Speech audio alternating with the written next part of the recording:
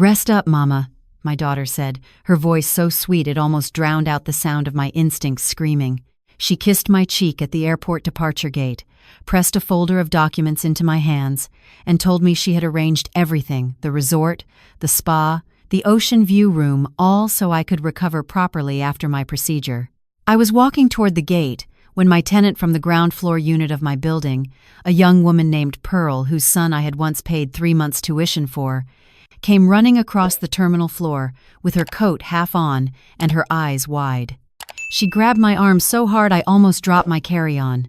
"Miss Dorothy," she said, barely getting the words out, "please don't get on that flight. Come with me right now. I heard something last night that you need to know."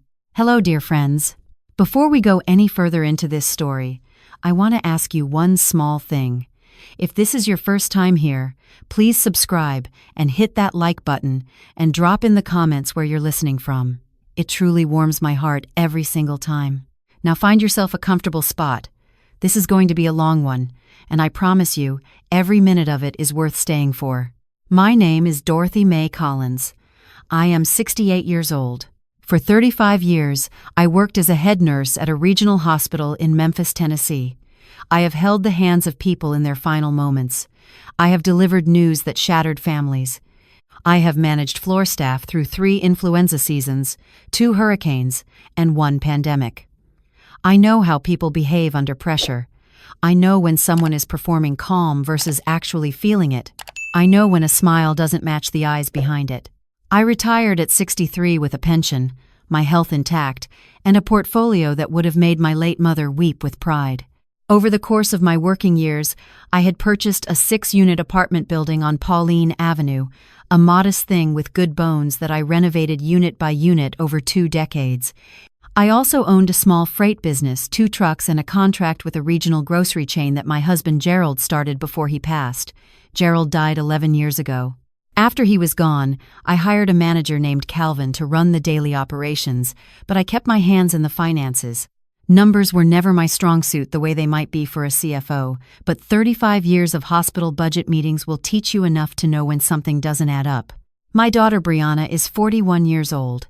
She married a man named Marcus 9 years ago. He is handsome in the way that expensive furniture is handsome, all surface, no structure. Together they call themselves brand consultants. I have never fully understood what that means in practice. What I do understand is that in 9 years of marriage, neither one of them has held a job longer than 14 months. What I also understand is that twice in the past 4 years, I received phone calls from Brianna that began with the words, "Mama, we're in a situation," and both times I wrote a check. The first was $42,000 to cover a business debt. The second was $28,000 for a tax lien on their condo. I did not ask too many questions. She was my only child. My grandmother used to say that a mother's love is the one loan that never gets repaid, and the one foolish enough to lend it keeps on lending. I used to laugh at that saying. I stopped laughing sometime around the second check. 6 weeks before my trip, I had a minor procedure scheduled, a routine arthroscopic surgery on my left knee, the kind they send you home from the same afternoon. Nothing serious. But I mentioned it to Brianna, and the reaction she had was, looking back, disproportionate. She called 3 times in 1 week. She insisted on coming to Memphis to take me to and from the appointment. She asked detailed questions about my recovery timeline, what I would and wouldn't be able to do, how long I'd need help with the stairs. At the time, I thought it was love. I thought finally, something in her had shifted. Grief has a way of making us want to believe in people long past the point where the evidence supports it. 2 weeks before the scheduled procedure, my doctor called to reschedule. A conflict in the surgical suite, they pushed me back 6 weeks. I called Brianna to let her know. She was disappointed in a way that seemed too sharp for the situation. She recovered quickly, laughed it off, said it was fine. But something in that reaction sat with me like a stone in a shoe. Not painful enough to stop walking, just present enough that you never quite forget it's there. Then, 8 days before I was supposed to go to that resort, Brianna called and told me she had a surprise. She had booked me a 2-week stay at a wellness resort in Destin, Florida, Ocean View, daily spa treatments, all-inclusive meals, everything arranged. She said my surgery was coming up. I deserved to go in rested and at peace, and she wanted to do something real for me for once. I asked her how she paid for it. She said Marcus had landed a big account. I asked when. She said recently. I did not push further, and I hate myself a little for that. But I want to be honest with you because honesty is the only thing I have left to offer. The morning she drove me to the airport, she and Marcus were both there. Marcus never comes to the airport. He doesn't do anything that doesn't directly benefit Marcus. But there he was, carrying my bag, opening doors, calling me Miss. Dorothy, in that practiced warm tone he uses when he wants something, Brianna handed me a folder at the gate. Itinerary, hotel confirmation, a few loose pages I didn't look at closely right away. She told me the resort had limited phone signal, said it was better that way, total digital detox, doctor's orders. She laughed. She said she and Marcus would check on my building and the trucks while I was gone. She had my spare key. She said she'd water my plants. She kissed my cheek. I smelled her perfume, the same one I bought her for her birthday every year without fail since she was 16. And then she looked at Marcus over my shoulder in a way that I caught in the reflection of the terminal window. Not a loving look, not even a relieved look. It was a transactional look, the kind two people exchange when a task has been completed. I was almost at the gate when Pearl caught my arm. I had rented to Pearl Atkins for 4 years. She was a single mother, night shift at the postal distribution center, raising a boy named Jerome who was sharp as a tack and wanted to study engineering. 2 years ago, when Jerome's financial aid fell through over a paperwork error right before the semester started, Pearl came to my door at 7 in the morning with her eyes red and her hands shaking. I told her to sit down. I wrote a check for 1 semester's tuition, told her it was a loan, and told her Jerome could pay me back whenever he was able. Jerome is now a junior. He sends me a card every Christmas. Pearl had seen Brianna and Marcus talking in the parking garage the night before. She had just come off her shift, was cutting through on her way to her car. She said she almost didn't stop because it was late, and she was exhausted, but she heard my name, and her feet stopped moving before her brain told them to. She heard Marcus say that the power of attorney had to be filed before I came back. She heard Brianna say she needed to get Calvin out of the trucking office before end of week. She heard Marcus laugh and say, 2 weeks is more than enough. By the time she walks back in, it'll all be done. I stood in that terminal with Pearl's hand on my arm, and I felt the world tilt just slightly. Not collapse, just tilt. The way it does when something you suspected but refused to name finally gets named out loud. I did not let my face change. I thanked Pearl quietly. I told her to go to work and not to say a word to anyone. I pressed a $100 bill into her hand for the cab she'd taken to reach me in time, and I watched her go. Then I walked back to the gate attendant, told her I had a family emergency, and rescheduled my flight for 2 weeks out. I walked to the far end of the terminal, sat down in a corner seat facing the wall, and opened the folder Brianna had given me. The first few pages were what she said they were: hotel confirmation, spa schedule, a printed map of the resort grounds. But beneath those pages were 3 others, tucked neatly at the back, as if they belonged there. The first was a durable power of attorney form, already partially filled in, with my name in the grantor line and Brianna's name in the agent line, granting her authority over all financial decisions, property transactions, and business operations. It was not signed. There was a yellow sticky note on it that said Notary Apt Thursday 10 a.m. The second page was a letter on legal letterhead to the property management company that handled my building's maintenance contracts, informing them that effective immediately, management authority was transferring to Brianna Collins Ward.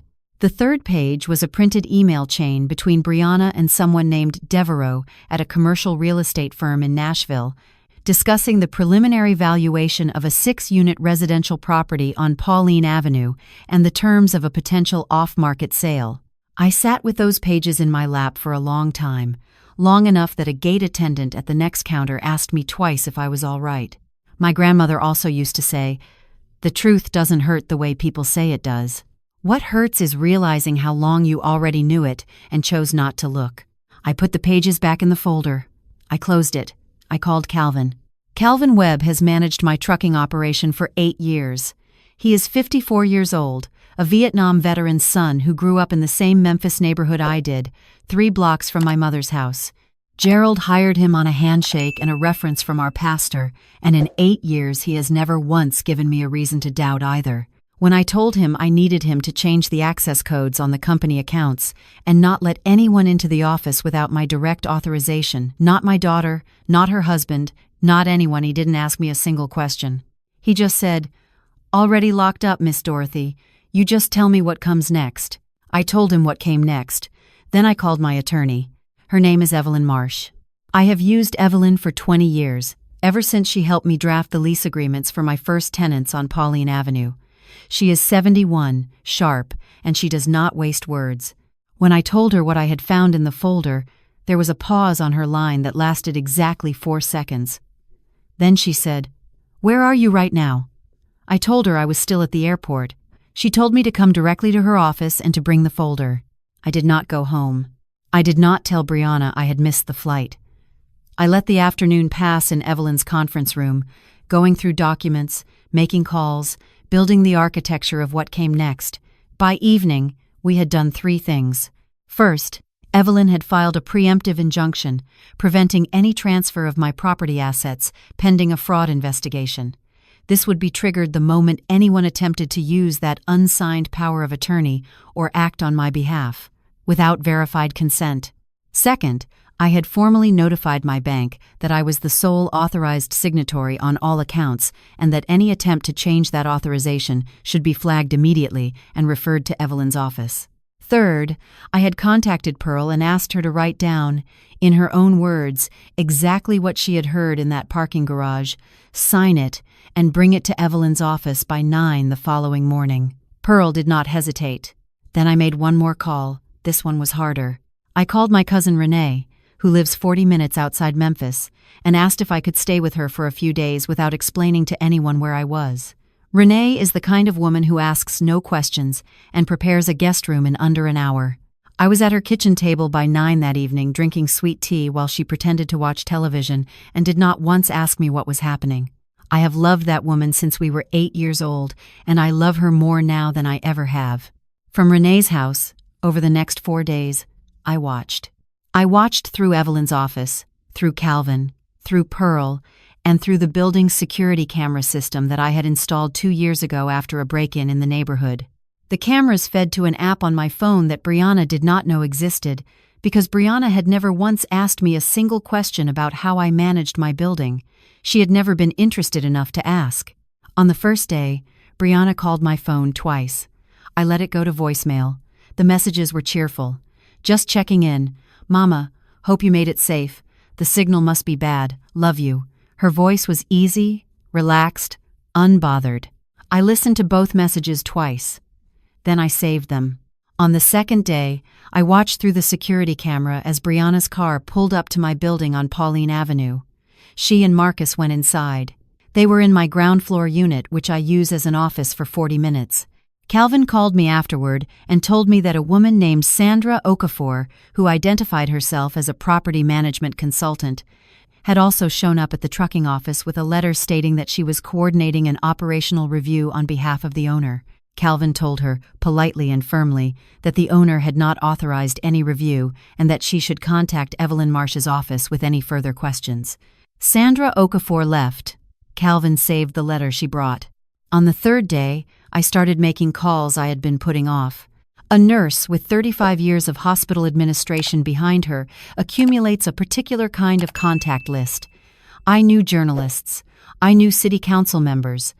I knew a woman who had worked in the county recorder's office for 22 years and owed me a favor that dated back to a moment during the pandemic when I had quietly arranged for her elderly father to receive a home nurse. Visit 3 times a week at no cost through a program that technically had a 6-month wait list. I called her. I asked her to flag my property records for any attempted transfers or liens and to call me immediately if anything moved. She called Evelyn instead, which was actually better. I also looked into Sandra Okafor. It did not take long. A few searches, a call to a colleague who still worked hospital administration, and I had a picture. Sandra Okafor had worked as a patient advocate at a long-term care facility in Nashville for 6 years. She had been terminated following an internal audit that found she had been steering elderly patients with significant assets toward a specific estate attorney who paid her a referral fee for each client. The facility had not pressed charges, but the state licensing board had suspended her certification for 2 years. She had since repositioned herself as a transition consultant, a title that apparently covered a range of activities, including helping families gain control of a relative's assets during a period of supposed incapacity. Brianna had found herself a professional. I thought about how long it must have taken her to locate someone like Sandra Okafor. How many calls, how many quiet conversations, how much deliberate planning. My daughter had not arrived at this moment impulsively. She had been building toward it. I sat with that knowledge, the way you sit with a diagnosis you already suspected, not surprised, but still stunned by the weight of having it confirmed. My grandmother's words came back to me again. The one foolish enough to lend keeps on lending. I had lent and lent and lent. $70,000, a spare key, my trust, my name on a draft power of attorney I was never supposed to see. And in return, my daughter had been counting down the days until my surgery left me just vulnerable enough to be managed. What she had not accounted for was that I postponed the surgery. What she had not accounted for was Pearl Atkins and a parking garage and 3 words by the time she walks back in. I dried my eyes in Renee's bathroom and went back to the kitchen table, and I kept working. On the 5th day, Evelyn called me with news that changed the shape of what I had planned. Her contact at the county recorder's office had caught something. Someone had submitted a request through a third-party notarial service to record a durable power of attorney document granting Brianna full authority over my financial and real estate holdings. The document had my name on it as grantor. It had a notary seal, and it had a signature that was not mine. I sat down when Evelyn told me that. I want to be careful here, because I know what some of you might be thinking. You might be thinking this is where the mother's heart gives a final, definitive break and something cold takes over. It wasn't like that. What I felt was more complicated than cold. I felt something heavy settle into a place inside me that had been holding tension for years, maybe decades, and the settling felt almost like relief. Not the good kind. The kind that comes when you finally stop waiting for something you dreaded, because it has arrived and now at least you know exactly what you are dealing with. My daughter had forged my signature. That is a felony in the state of Tennessee. Evelyn had already been in contact with the Economic Crimes Unit at the Memphis Police Department. A detective named Hargrove had reviewed the materials, Pearl's signed statement, the forged document, the email chain about my property valuation, the letter to the trucking company from Sandra Okafor, and the recorded voicemails Brianna had left me while believing I was 2 states away with no phone signal. He told Evelyn there was enough to move. He asked where I wanted to do this. I said I wanted to do it at my building, at my table, in the place they had planned to take from me. I went home on the morning of day 6. I did not call Brianna. I just went home, opened every window, made a pot of coffee, and let the familiar smell of my own kitchen settle around me like a reminder that this was still mine. Calvin came by at 8 with the original incorporation papers for the trucking business and a USB drive with security footage from the office cameras covering the 3 days I had been gone. Evelyn arrived at 8:30 with 2 associates. Pearl came at 9, quieter than I had ever seen her, dressed like she was going to church. Detective Hargrove and a colleague arrived at 9:15. They waited in my dining room. I made more coffee. At 9:50, Brianna's car pulled up outside. She had Marcus with her, and Sandra Okafor. They came through the front door of my building with the energy of people arriving to take possession of something they have already decided belongs to them. Brianna was carrying a tote bag. Marcus had a briefcase. Sandra Okafor wore a gray blazer and carried a leather portfolio that I suspected contained a copy of the forged power of attorney. They took the elevator to my floor. I heard the elevator doors open. I heard 3 sets of footsteps in the hallway. And then I heard the key turn in my lock, my spare key, the one I had given Brianna years ago for emergencies, and my front door opened. Brianna stepped in first. She was already talking over her shoulder to Marcus, something about the timeline for the property listing. She turned toward the living room and stopped. I was sitting at my kitchen table with my hands around my coffee cup, looking directly at her. The silence that followed lasted maybe 4 seconds. They were the loudest 4 seconds I have experienced in a very long time. Mama. She said it the way a person says the name of something they cannot explain. Her face went through 5 separate expressions in under 2 seconds: shock, confusion, calculation, and then a version of recovery that she assembled so quickly I almost admired the speed of it. Almost.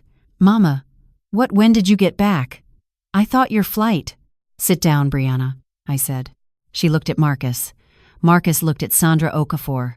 Sandra Okafor was already reading the room with the practiced eye of someone who understood that the situation had changed and the situation was not going in their direction. Mama, what's going on? Brianna took a step toward me, shifting her tone to concern, to warmth, to the register she had been using on me for years. Why are there people here? Is everything all right? You seem upset. We can talk about whatever. I said, sit down.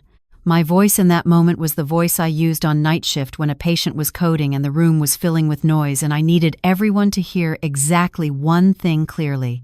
It was not loud. It did not need to be. She sat down. I put the folder on the table. I opened it. I laid the 3 extra pages out flat: the power of attorney, the letter to the property management company, the email chain about the Pauline Avenue valuation. I put Pearl's signed statement next to them.